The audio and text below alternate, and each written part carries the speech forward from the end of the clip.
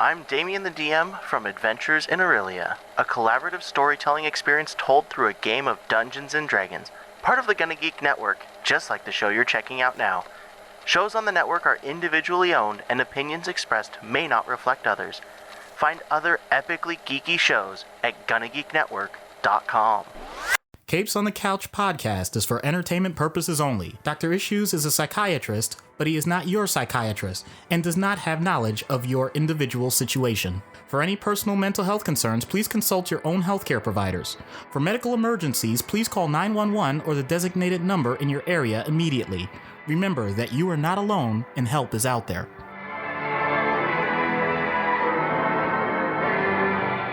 Hello and welcome to Capes on the Couch, where comics get counseling. I'm Anthony Sitko, and that's where you would hear Doc, but unfortunately he is not available this evening. This is a Creators on the Couch episode, and we are pleased as punch to be bringing on the writer and artist for the upcoming OGN/YA story, The Dog Knight.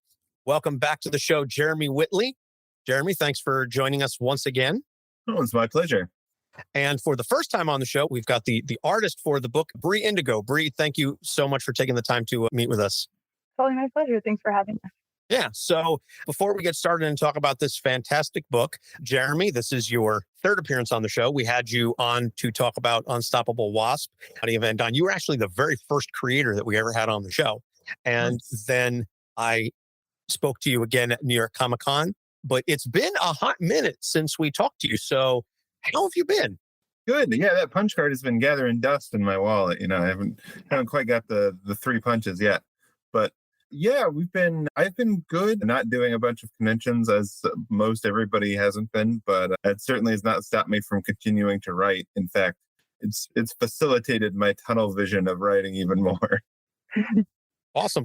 So towards the end of the show, we'll find out, in addition to The Dog Knight, what you've been working on. We did speak to your fellow pony scribe, Ted Anderson, a while back. We talked to him about his book.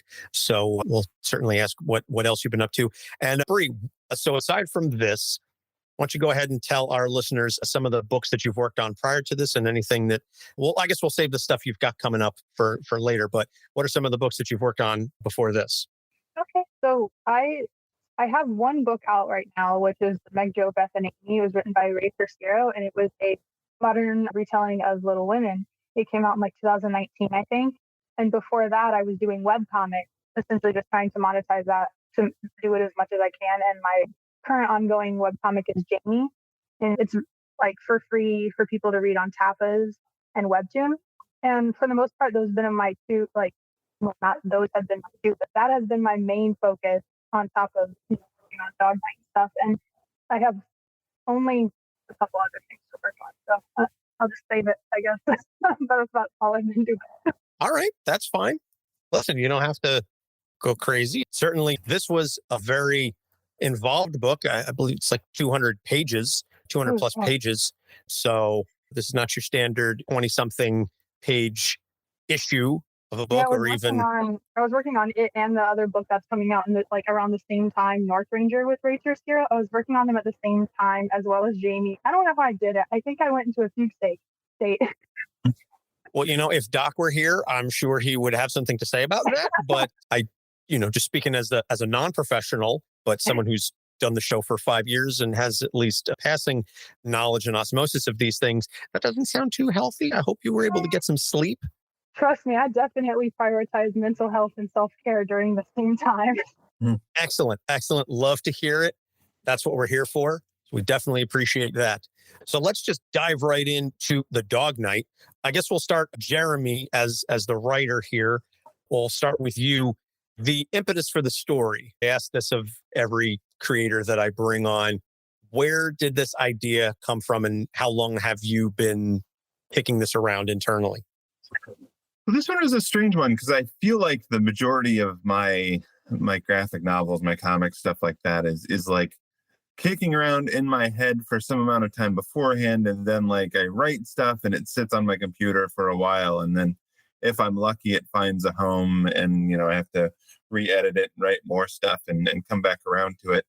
And this was I had the really base idea of The Dog Knight, of this character who was, I think the way I pitched it initially to my agent was like, if dog is man's best friend, then the dog knight is dog's best friend, right? Like their job is to help dogs communicate with the human world and interact in the way that dogs can't, but also they can talk to dogs and they can see what dogs see.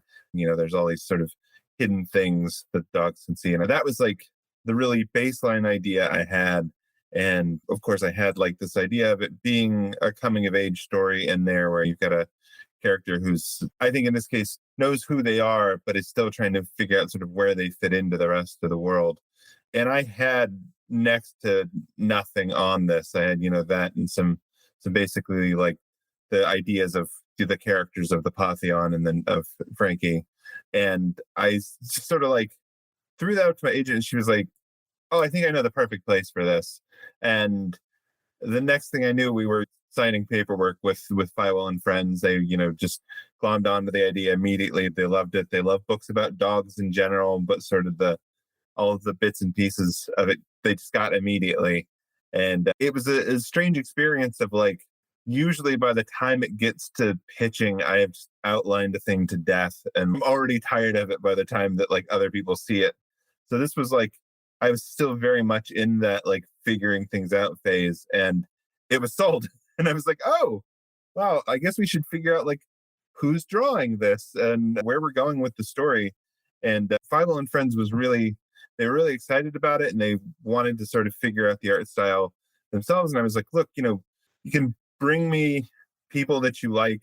The thing I want is I want to make sure that, you know, we have somebody on the story that has a good style for the story. And I do want an artist who is non-binary, who I don't have to explain the basic underlying concepts in the story to when we come into it, and can give me like feedback that can make this a better book that like will be something that people who need it is helpful to them. And they were really into that. They immediately like brought me back, I think 5 different artists, and I saw Bre's art and I was like, that's it. That's the one right there. That's our art style. This is what everything should look like in this book. And luckily they were available and we kind of jumped into it. And that was like, it was a time that nothing big really was happening, like around 2019, early 2020.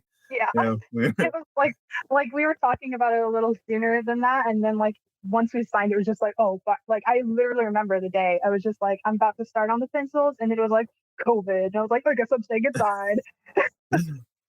Like all day. Well, on the bright side, then it meant that you had more time to stay inside and get work done. And absolutely every excuse in the world to not interact with people. Exactly. I mean, we all should be masters at bread making and crafting. And I mean, you think back to the early days of the pandemic, there were phases to it, especially the early stages. Like that was like Tiger King era, when people were still like, we'll be back to normal in 4 to 6 weeks. But in the meantime, exactly. And then 3 years later, and we're still dealing with this stuff. That was an interesting thing for me because I think not being able to like go to conventions, that's a big part of like what my usual work is going to conventions and hand selling books and talking to editors and stuff at those. And like all of my work for hire work suddenly just got slowed down and the conventions went away. And I was like, all right, I have these other books I've sold. I have these other things I want to work on. I'm just going to do a dead sprint until things come back. And that was a great idea for like 6 months. Yep. And then there was just a point in 6 months where I was like, I've written like 1,500 pages of comics in the last 6 months. I just need to chill. Take a nap, my man. Yeah, you envision that, okay, I'm going to sprint because you envision you're probably only going to be running I'll put this in athletic terms, like you're pacing yourself for a 800 meter or 1,600 meter race. Turns out, nope, you're running a whole marathon. So now you've gassed out early on because you're like, oh, I'm going to run at this pace because this is where the finish line is. And they just keep moving it out. Moving it back. And then you hit that burnout. And then you spend the rest of what you consider a limited time, like burn out. And then you're just like, no, I'm wasting all this time. I should be productive while I can. No. Yep. that Yep. happening. That feeling is absolutely real. I think it's Absolutely been real. pretty universal for creatives, for most people in general. Yeah. So, but one other question that I had for Jeremy before we get into sort of the other parts of the story is this is being released through Macmillan Children's. I know it's Fywell and Friends. They're an imprint, but this is being sold as like a book. And I'm not trying to use it in like a pejorative sense or whatever, but most of the times when we bring on creators and they're telling us about their stories, it's being done through a comic publisher. This is not being done through a comic publisher. How did this end up happening? And was there any sort of changes that you had to make or other adjustments to be made to go through a larger scale book publisher versus a comic studio? It was an interesting one to me because this and one or two other books that I'm working on, I think haven't really been announced yet, were like sort of signed pretty close together. And I was able to sign them with a book publisher because my agent Mo Ferrara was really instrumental in that. You know, it had been a thing that I'd wanted to do for a long time. Comics as a direct market world doesn't know what to do with a lot of like all ages stuff, as testified by the fact that they refer to it as all ages, which is not like a real thing, which is I think the hardest part of working in this publishing landscape of like real book publishers, because comics are like, oh, there's mature and then there's teen and then there's all ages, and teen just means there's like not nudity or excessive bloodshed, and then anything that like doesn't have anything that they're hesitant to label anything as all ages because they think that means that people won't take it seriously and they won't buy it every month. It's like a G rating for a movie. It's like, oh, I'm not going to bother going to see it because it's, it's rated G. Yeah. Well, even like the Tigger movie was. So. Yeah, I remember very specifically, like coming off of the first volume of Princeless, like Princeless got nominated for 2 Eisners. It won a bunch of awards, and I was so excited about it. And every editor I talked to at like big comics publishers was like, yeah, but we don't know what we would do with you. We don't make all ages stuff. So what would you even do? And it's like, I can write other stuff too, or, you can publish all ages things. But I think, it's interestingly, this was in an age that was a couple years ahead of Ms. Marvel and Moon Girl and Devil Dinosaur and things like that have since sort of proved out to be something that can sell and make money and be of interest to them. But even now, they're scared of the idea of things being for different ages. And I think with book publishers, they have these like set groups of like beginning readers, middle grades, and YA, and they have a very concrete idea of what goes in each thing. And if there's too much of this sort of serious content, then it needs to be a YA thing. If there's no like safety net for the character, then that's more of a YA thing. They have very like concrete ideas of where these things go, which is sort of a learning experience as you get into working with this stuff. Whereas like Marvel, if it's not for adults, it's all ages, and that has a very loose like idea of what even goes there. Yeah, definitely. And I find it kind of interesting and ironic that the whole point of this story is that it's a character who very much does not fit into boxes. And yet the meta of the story is that the publisher and that the creative types and the folks overseeing all these things are trying to fit it into these categories and these boxes. When, again, as evidenced by the story and the character, not everything fits neatly into a box. I find that kind of fascinating. So you indicated, Jeremy, you would ask for non-binary artists and creators. So bringing you in now, were you given any indication that, oh, hey, this is a book that I want to kind of audition for? Or was it a situation where they had your artwork already and they just said, I know them, they've got this portfolio? How did it come about from your perspective? It feels like a million years ago, but from what I remember, I'm pretty sure that like my agent Brent Taylor just brought it to me and said, "Hey, they're interested in you. Are you interested in this?" I don't believe I had to take a serious audition, but they still wanted to kind of see how I would handle it, right? So before anything was signed, I still did have to prove that like I had an idea and they could agree with what I was visualizing on it. And I think there was only just like minor corrections and stuff, but they kind of dug what I was doing, unless you remember it differently. I I think more don't than rely on anything, my memory.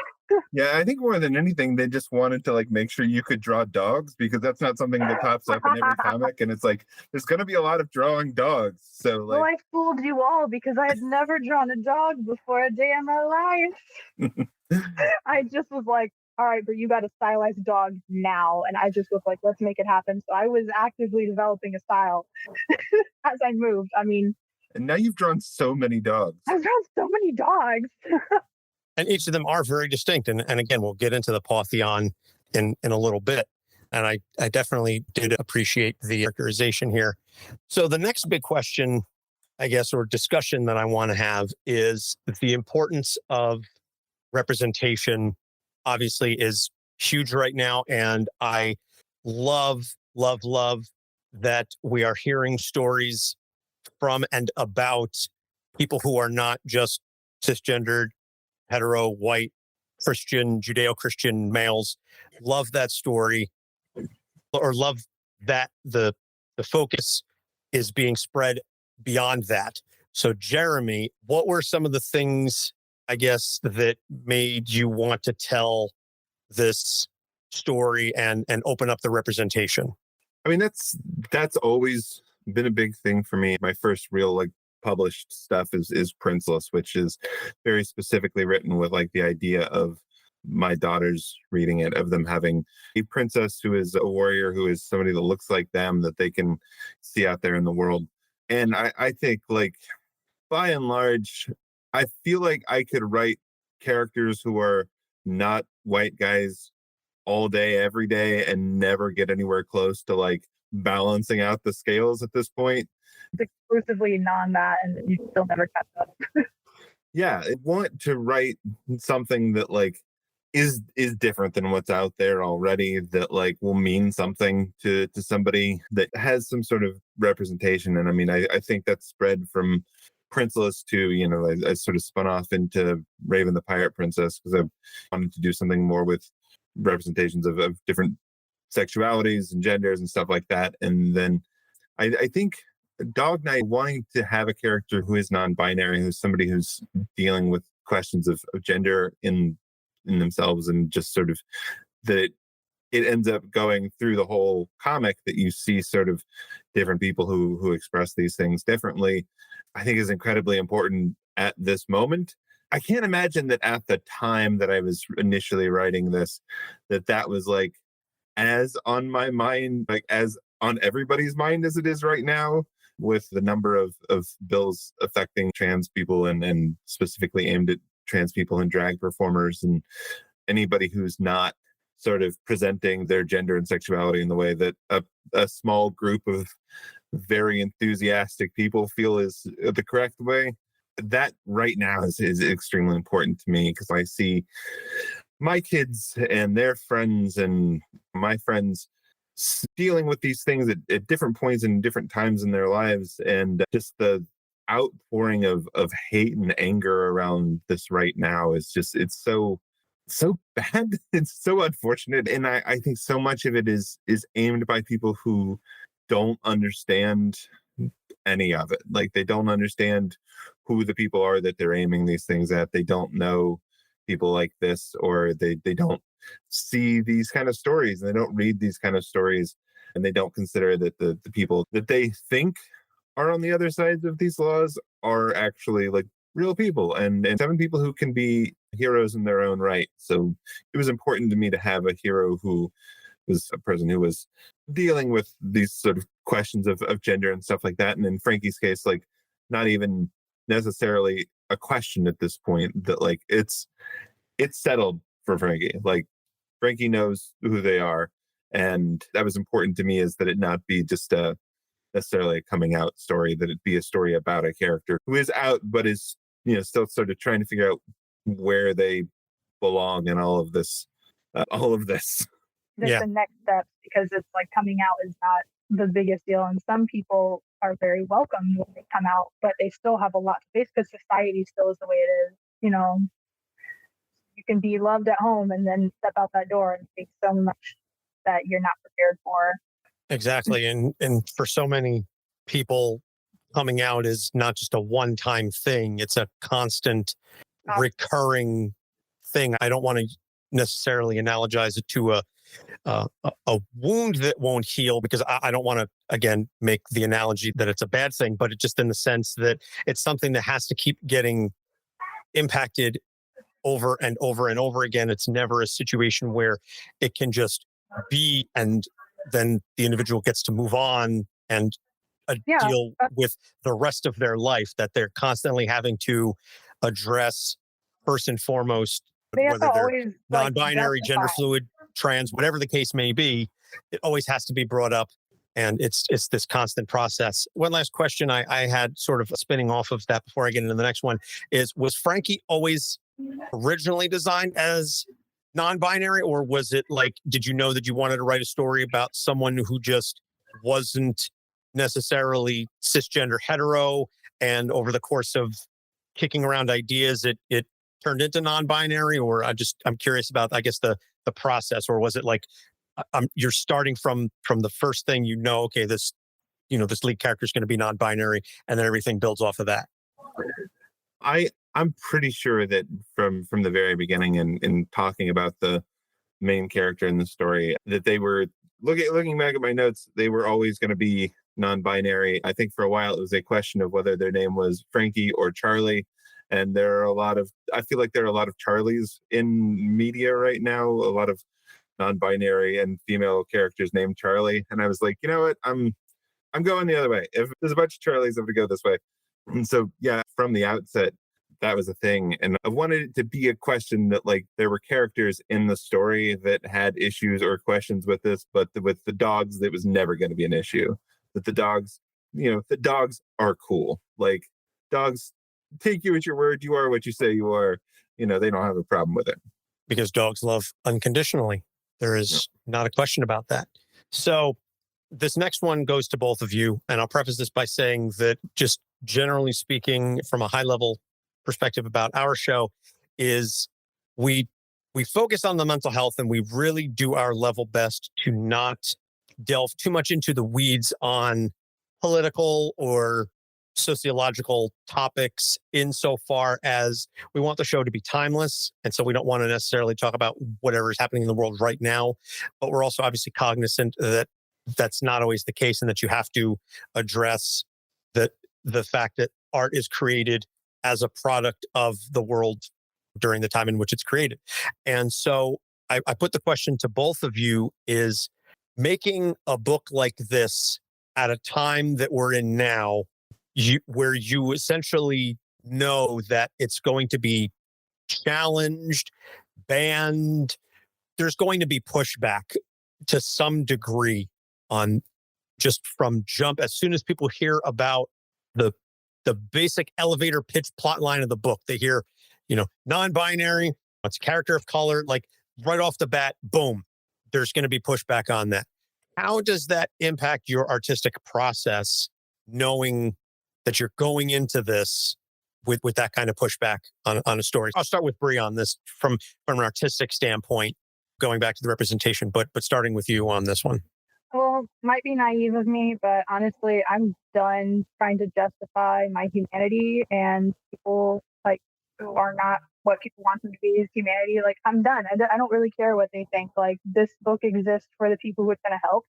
And if it's banned, then that's just going to bring more attention to it. So ban it. Like, I mean, I don't know what to tell you. I just want it to be in the hands of the people that it's going to help. No, and I also just want to make it perfectly clear. I agree with both of you. Oh, I know you agree. I know you're just asking the question.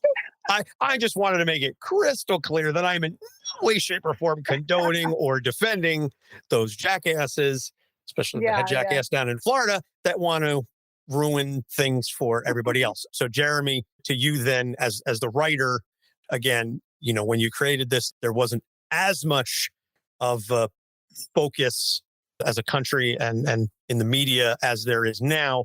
but there was still obviously going to be some kind of a pushback. And did that impact your writing process or any part of the story at all? Yeah, I mean, I know there's going to be some pushback, and as much as it worries me that that is the thing, just as a person in the world, like it worries me that people are coming in with these sort of perceptions. As a author who is, theoretically going to be like at tables talking about this, things like that, I welcome that. Like, I want them to bring it to me because I will be so happy to shoot them down. And I think this particular book is so wholesome.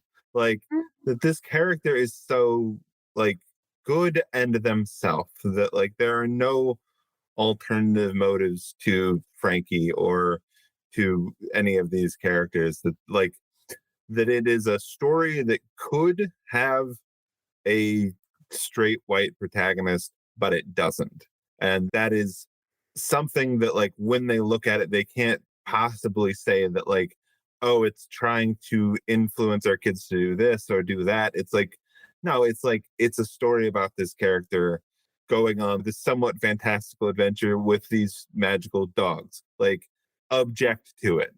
Let's hear it. Read the book and tell me what's nefarious and evil about it, because it's the hardest thing to object to if you actually, like, read it and consider the humanity of characters and people, both in real life and in the story, because it's like, it can't possibly do anything negative in the world, but it can do some good. And, like, that's, yeah, like, challenge it. Show me, like, just put your bigotry on stage, because, like, you can't possibly object to this on a, like, moral basis and not say something horrible.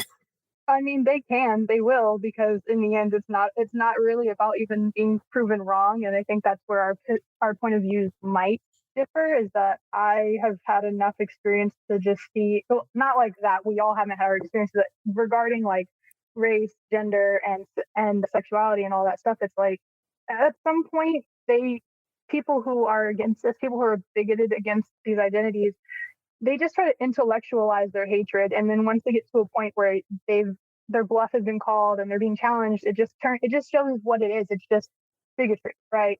So that's why I say, like, I don't care about what they have to say. I care enough to, like, protect myself, but when it comes to, like, putting it out there, if I'm going to be given a platform, which a lot of the times I don't even know if I got it, because I'm, like, trying to fill a quota. If someone's trying to fill a quota with me, or if they really want my art, my writing, or my representation, or whatever it is, I'm going to take the platform and I'm going to do what I can with it.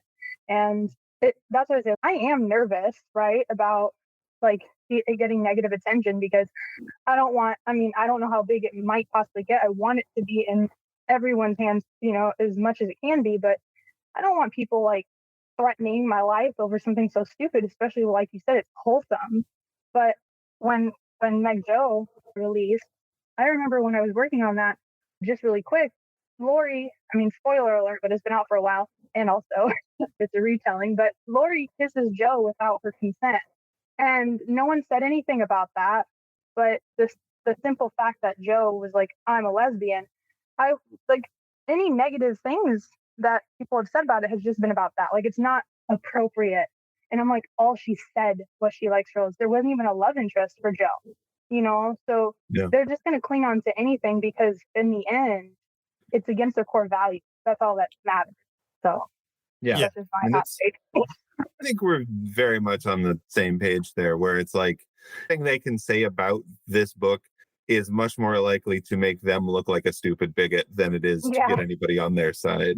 Because it's like, oh, but it's a book about magical dogs. Come on, like, calm down. And I think for my part, I would rather people come at me than come at you, because I think there's something innately hilarious about them complaining to me about representation, being the large dopey white guy that I am. And it's just like, it's fine. Like, who are you arguing with? Like, Right. I am from the constituency that you say you represent, and I don't believe this. So, what are you gonna do? I am curious to see what kind of comments you get, but at the same time, I don't wish that on anyone. Yeah, yeah, definitely. I concur there. So another thing that I wanted to talk about, and this is something that I picked up when I was reading it, and maybe it's because I'm a dad and I've got two young kids, and I'm trying to teach them the boundaries in this book. I really appreciate that boundaries are respected both physically and emotionally. Mhm. And when I was just reading throughout the entire story, it seemed so organic within it that, again, from a physical and an emotional perspective, aside from the cases of like bullying, when that's Right. presented obviously as a, sort of a cautionary aspect of it, but by and large, for Frankie particularly, their boundaries physically and emotionally are very well respected, to the point that it's almost, there's not even like a question there. And I just wanted to say, from my perspective, how much I appreciated that, because, as I said, I've been teaching my kids. My older son is almost 4. The baby, she's too young to understand any of that yet, but he Mhm. understands about being asked if you want hugs, being asked, what are you feeling right now? And I just have to say, again, this isn't so much a question, but I just really, really appreciated how clearly that was delineated throughout the story. So kudos to Jeremy for writing it, and Bre for drawing it. That these are the stories that are being put out in the world now, where people's boundaries are understood, they're clearly stated, and they're understood, and people go, okay, Mhm. between Frankie and Dallas, I want to hug you, but I don't know yet if we're there, and da da da. Yeah. So there's that intermeshing of the physical and the emotional boundaries, and it's all kind of clearly delineated. And like I said, as I was reading this, I'm going, yeah, yeah, okay. Like I was making notes there while I was reading this. So credit Yeah, to the say two of you. when I read it first time too, I was just like, all right, look at that boundaries, let's go. Yeah, I think that's something that developed to some extent, like as we were doing it, because I feel like it's an interesting thing, and I think some of this is a testament to our editor, is that like I think I had a really clear vision of who Frankie was going in, and I had a less clear vision of who Dallas was. And Dallas is a character that sort of grew throughout the story, and literally, you know, grows within the story. That I think Dallas is important to me in a way that like I think there's so many stories both in the news and in, in stories where like somebody is an unrepentant jerk, and they like either are forgiven with no good reason, no time spent, or they're written off. And Dallas is an example of a character who like is willing to put in the work to be friends with this person that like they were bad to. Like, Mhm. that her reasons for being the way she is are complicated and have a lot to do with, as so many kids do in middle school, like their reasons have a lot to do with things they've been told either in their by their family, by their church, by various other people, and they she has decided to grow as a person and decided that like Frankie is important to her. It's the intention that's like so important, is the fact that like Frankie got to witness that intention in Dallas.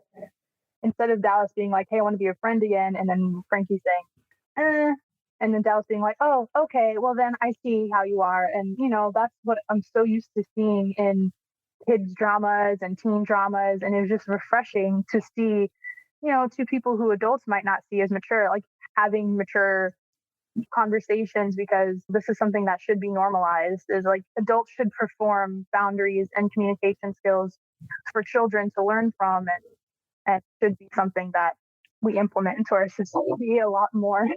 Yeah. Yeah, Yeah. definitely. My sister is a parenting coach, and I see this all the time with my niece and nephew. And it's like a perfect example. I was just talking about this with my sister earlier. I took my niece to a hockey game this weekend. She'd never been, and so we went and we had a great time.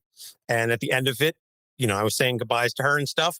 And she's 7. She adores me. I'm her only uncle, Hmm. and she's this awesome, sweet kid. I can count on one hand with fingers left over the amount of times in her life that she has hugged me, because that's not who she is. But so, at the back of my mind, I'm finishing up saying goodbyes with the game and stuff like that. And I was like, hey, had a really great time today. I loved hanging out with you. I want to do this again. And can I give you a hug or a high five? And she kind of she put the hand up and we did like a high five and a pound. And I was like, all right, cool. Because I knew, even though I know she loves me and I would do anything for her, I'm not going to say, therefore, I deserve a hug because I'm the cool uncle, and so, and kudos to my sister for teaching teaching her kids about that. Now, my nephew will hug because he's just a very physically affectionate kid. So it's interesting to see that dynamic. But to your point, Bre, is that was modeled by my sister, that she was very clear, because when we were growing up, and as I'm sure so many people are, that, give Aunt so-and-so a hug, give your grandfather a kiss and stuff like that. And all these affections were forced on children. And so then there's that removal of the emotional and the physical boundaries, because then you're teaching kids that their bodies are not their own. Mm-hmm. And that I don't want to give Uncle so-and-so a hug and a kiss goodbye, but I have to because my mom is going to yell at me or whatever like that. And then, sad to say, that's how kids end up getting abused, or taken advantage of because they feel that their bodies are not their own. And, it's a darker topic. And You're totally right. It starts to stack, and it just becomes issues down the line, because children, some are truly gifted when it comes to how they process things, but not everyone understands that okay, I have to hug at this party, but that doesn't mean that if someone in the future puts you in a similar situation, you have to let them do whatever they want.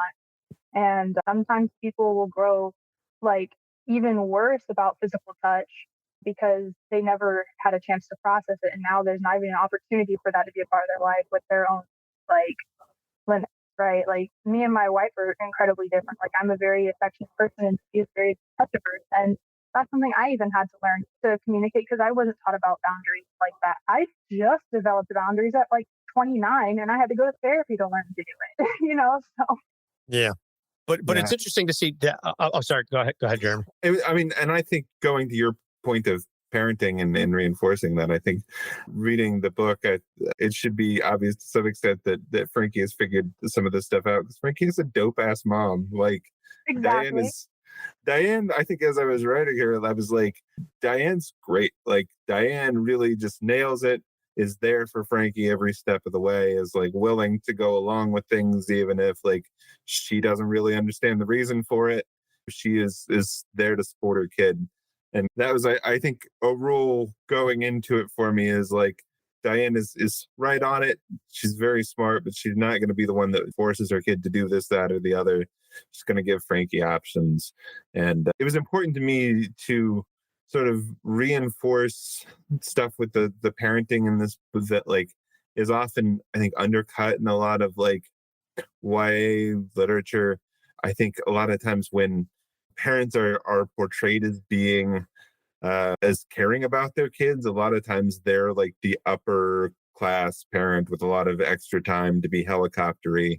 And Diane is not that. I mean, she's not poorly off. She is professional, though. She has a job. She's not always with her kid, but she listens to her kid. And then you have Tina, who's Dallas's mom, who is unfortunately a character that I saw a lot of versions of when my wife was teaching, of a parent who is well off, has all the resources she could possibly need to be there for her kid, but is prescriptive as a parent and is not there to back her kid up when her kid needs it. Mm-hmm. There's a lot of young rich kids with a lot of resources that they can afford whatever they want, but they can't get the things they need from their parents. Sometimes they don't even know what they want. So how do they know what to ask or what they need? When you need something, you don't know the solutions out there. Parents are full. Money can't buy you love. And that is evidence. And that's what I think is so cool about Dallas and her growth as a character, is to this discussion about modeling and positive behavior and boundaries and things of that nature. It's obvious that behavior was not modeled in the household. And we see that with Austin, the brother, that he clearly has very little to no respect for boundaries and things of that nature, and class and respect and things like that. And when we do meet or hear about Tina, that the very few instances in which we see her or we hear about her, they're not really positive. So I think it's a credit to Dallas that she at least understands that in order to reestablish this relationship with Frankie, that she's going to have to break out from the kind of the structures and the programming that was put upon her by her mother, who ostensibly meant well, theoretically, but ultimately failed. And so I think that just makes the arc for Dallas that much more special and important, because it's against the grain of everything that she's been taught or shown. Yeah. I think it also it's like a nice example of how important community is outside of like what you're born into. Found family is extremely important because at some point those become your support system in your adulthood. And essentially we see that like the friendship that Dallas and Frankie had was important enough. So that was enough to pull her out of becoming like her mother, or, you know what I mean? Without getting you too detailed. It's like, if Frankie wasn't their full self, then that wouldn't really give Dallas the confidence to do the same. And so I hope you get what I'm trying to go with that. Like, oh yeah, I get it. Yeah, definitely. And I really just appreciate the juxtaposition, because it said very early on, I think one of the earliest lines, it's in the first handful of pages, that when Frankie came out to the two most important people to them was their mom and Dallas. And then it's immediately followed up with Dallas being the stereotypical, like, especially when I was first introduced to Dallas, I'm thinking, oh, this is going to be another like performative white ally who's going to make a big thing. Oh, I forgot their pronouns. Oh, and they make a big deal about it to show I'm an ally. I'm using their correct pronouns. I'm going through all these things, and I'm reading this going, but didn't Frankie just say that this was one of the most important people to them? And yet, so that initial dichotomy was a bit jarring for me, but then I understood it over the course of the story. I was like, okay, I get it now. And it's like 2/3 of the way through the book, halfway through the book, whatever, that we understand the history of Frankie and Dallas and what happened prior to all of this. And I was like, now I get it. Now I get it. Jeremy, you sly dog, you. No pun intended. Yeah, I think it's interesting. It was important to me and interesting to me that I think like a lot of the like issues with the conflicting parenting styles between Tina and Diane are also very representative in the way that I think a lot of people deal with their child's gender, which is like, Tina sees Dallas as a small version of herself that is supposed to do the things that Tina does and be feminine the way that Tina is, and is sort of like pushing that onto her and trying to make her a little Tina, whereas like Diane is very like up for her kid being what they say they are and like figuring their stuff out. Diane straight up, like, for me, I was just like, I like that. She's just like, okay, do what you said you're gonna do. Here's what you should expect. And if Frankie messes up, she's like, yeah, that wasn't going to play out how you wanted it to, did it? What did we learn? Yeah, my sister talks about this a lot with her parenting stuff, is you have to parent the child in front of you, and a parent's job is to give their child the resources and ability to find who they are on their own terms, and then get out of the way. That I will support you in that endeavor. Otherwise, it's not my job to pick things out for you, to make you do something. If you want to be exposed to this, I'll introduce you to things. But otherwise, I'm not going to foist my baggage upon you because you are a different person. And so Diane absolutely. And I had it in my notes here that Diane is very much what I think a lot of parents, irrespective of gender, race, socioeconomic background, whatever, this is what parenting should be, is acceptance of your child, supporting of your child. And then, Bre, like you were saying, to the point of, okay, this is what you want to do. All right, let's walk this through or talk this out, or what's your plan for this? Even if it's something that you think might be dangerous or may have flaws, whatever. I'm not going to tell you you're wrong. I just want you to think about this and see encourage the problem solving skills. Exactly. Because if I tell you where you're going to go wrong, you're not going to pay attention. But if you come to that conclusion yourself, the light bulb is going to go off that much brighter, and it's going to last a lot longer. Right. That makes a lot of sense. So credit to Diane for being that kind of a parent. And again, credit to Jeremy, for writing her. writing the mom that I think we all wish we could have had, or a parent tell me that we about all it. wish we could have had. Credit to Bre for making her super cute too. So. Oh, listen, honestly, it was so funny. As soon as I sent the design to Jeremy's like, "This is my wife." And I was like, "Oh, haha." And he's like, "Go seriously," and send me a photo of Alicia. And I was like, "Oh, we 9-mailed it or something," because it just worked out. But no, I adore Diane. And then on top of that, I'm not going to go too off the tangent, but I not only did I relate to Frankie writing it, I was like, oh, I'm healing my inner child with all this, for as cheesy as it sounds, because I was getting to appreciate Frankie at that age with the things that I was dealing with that I didn't know how to deal with, but now obviously I do. And then with Diane, it was that protection. I was just I relate to both of them so much at my age. And half the time I'm just I can't wait to hang out with Frankie and the dogs. But then I'm just Diane, I feel you. I'm so sorry that I'm doing this to you. I don't know how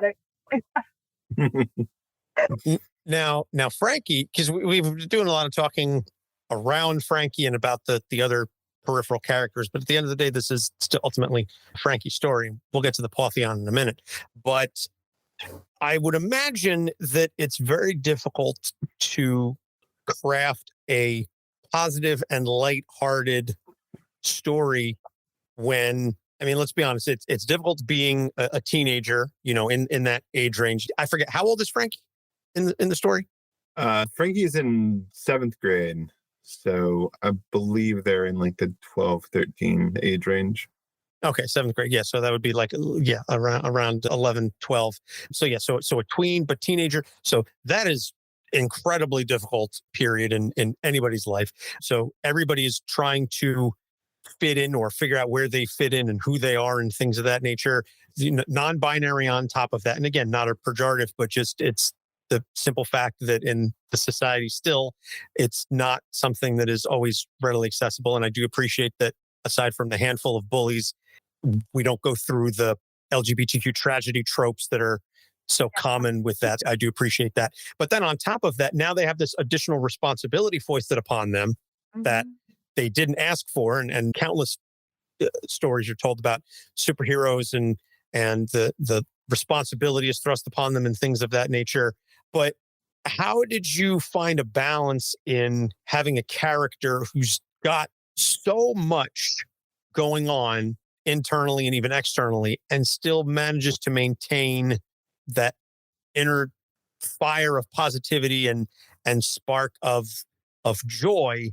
How did you find that balance in writing that kind of a story? It's difficult. Some of the reason I think it works is because I have this was such a painful thing to put Bre through, but the amount of narration from Frankie that's in this story, I think is very key to balancing that. Because I think if you didn't know what was going on in Frankie's head, if you weren't hearing what they were thinking and you weren't getting sort of that narration from them, they wouldn't seem as happy and excited about things as they do. You could read them as being more downbeat, but that you get a lot of this from Frankie, and that Frankie is always you're not getting just narration of what's going on. You're getting like the thought process in Frankie's head, the things that they're thinking about as things are going on. That like, I think that's sort of the key to how it works. It's so much inside of Frankie's head that you like really get a feel for who Frankie is and how they feel. And it doesn't allow you to sort of slip into that pitying. You never pity Frankie in this story because like Frankie is never asking you to pity them. They're, you know, they're very present on the page. Yeah. I was thinking about it. I was like, oh yeah, I never really did pity Frankie. I wanted to know what happened next. And I hoped that it turned out great for them, but I was never like, oh man, I wish they weren't dealing with it, because it's just, again, it was never presented in that way where it asked the reader to pity them.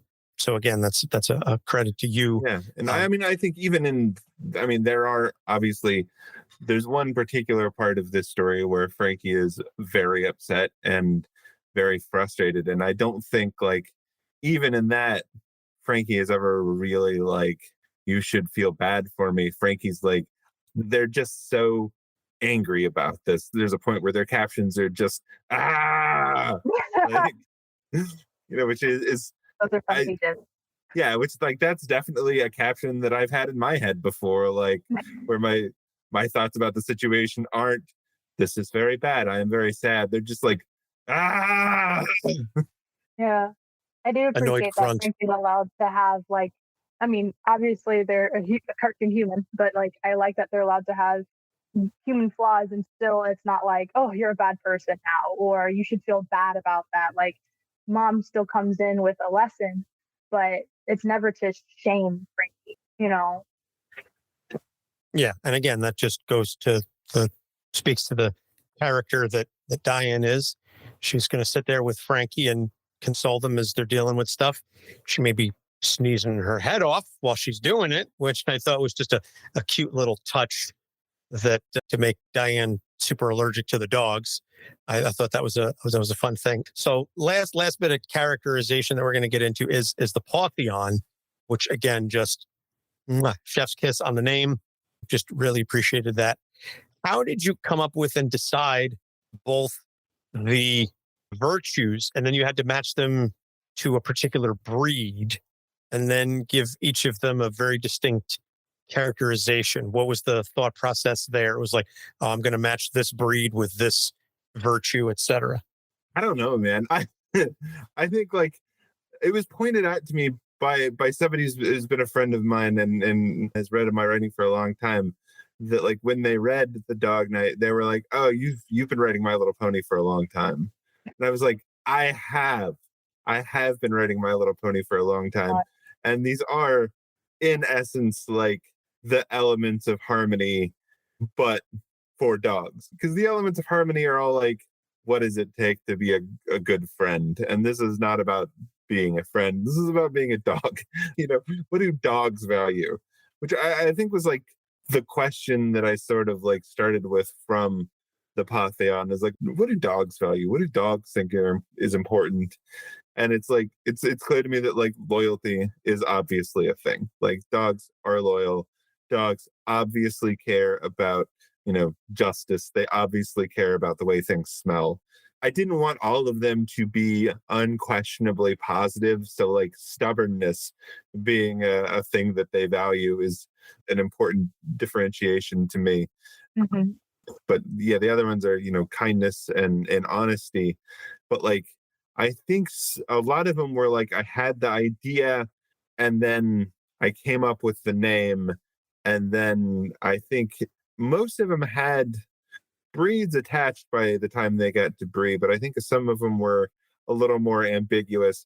I mean, I knew off the top that I wanted the dog that did the most interacting with Frankie to be a golden retriever.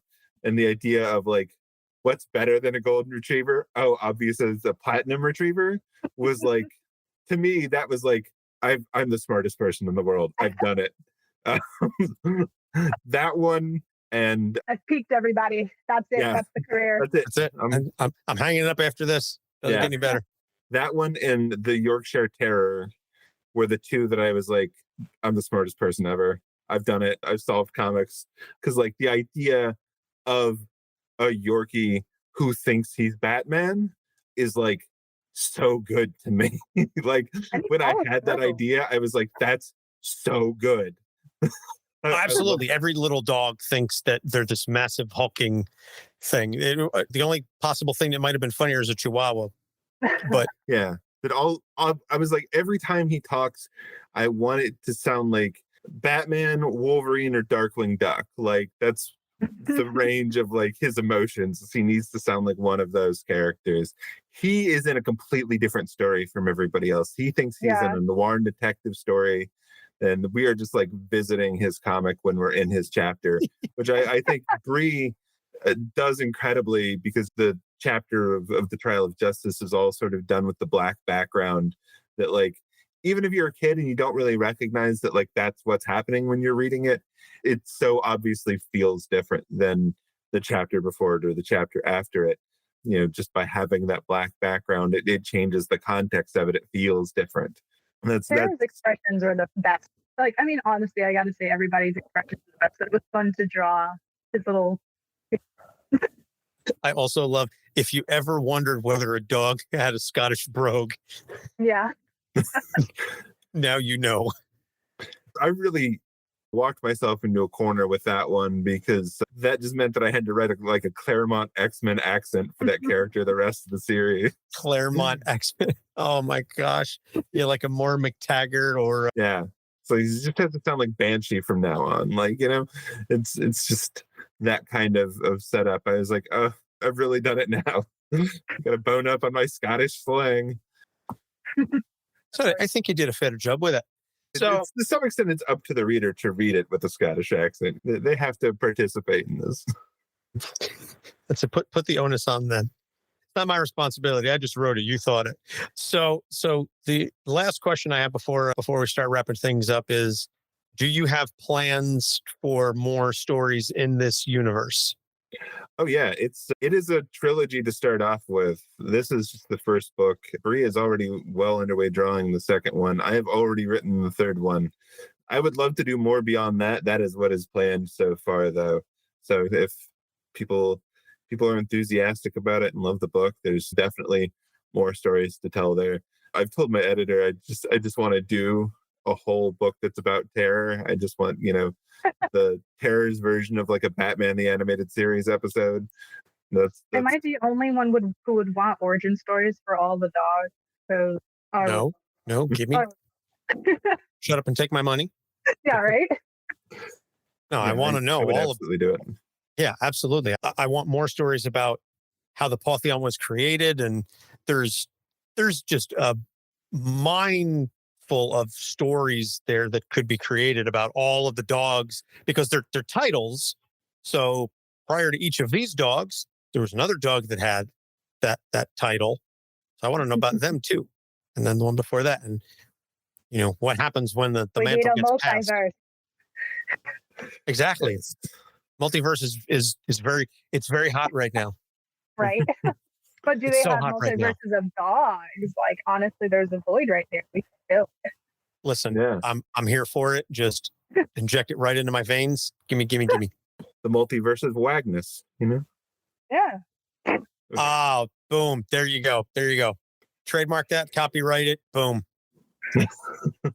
Listen, you've got ins at Marvel. Just say, listen, don't sue me for this. I'm just going to take this idea and just work with it off on the side. They'll be fine.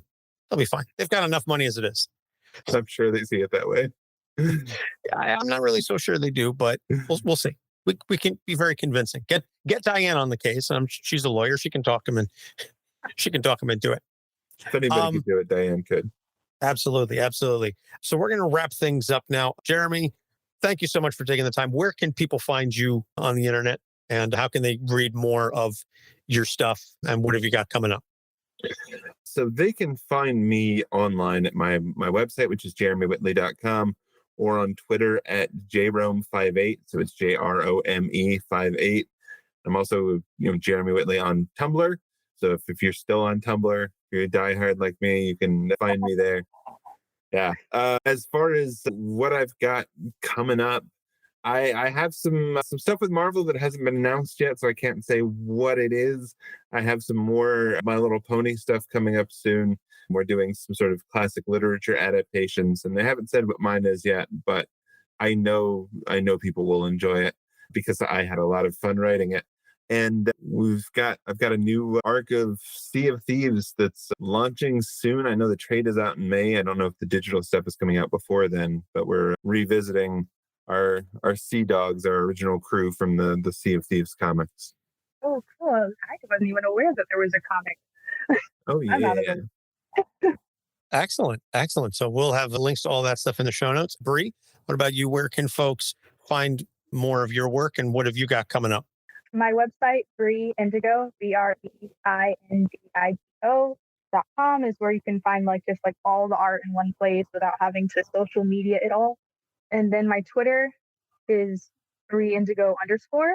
It's fairly new. You might have my other one is out there, but Elon stole it from me. There was a bug, so I'm still fighting that. And then my Instagram is NDGO Arts, so you should be able to find that. I'm really bad at social media. I'm just going to say it, but it is a place where you can follow me. And what I'm working on is, like I said, I'm just focusing on Jamie and then the Dog Knight. And I honestly think I'm going to dive into personal commissions again afterwards, or maybe do illustrations for children's books or chapter books and covers for a little while, because cranking out 200 plus page graphic novels in 1 year, I'm kind of burnt out, but I'm excited to see what's next. I'm kind of in that transition. Yeah. I should also mention, I usually, when I'm running down this list of things, it's usually on my own podcast, which I didn't actually mention because I'm used to doing it on my podcast, which is my podcast, which Bre has been on several times, is Progressively Horrified. We're on Twitter at Prog Horror Pod and online at Progressively Horrified. And it's basically the podcast is about us watching horror movies and talking about the progressive themes and progressive politics in horror, and enjoying horror for a group of people who've traditionally been told they don't have a place there.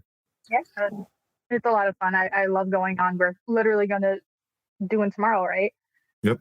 So super excited for The Shape of Water. Now that was something. now I'm sure that Doc is kicking himself while he's listening to this, because horror is not my bag. When we've talked about this on the show a couple of different times, but Doc is definitely appreciative of horror, and I'm certain that he would love to listen to that and definitely check that out.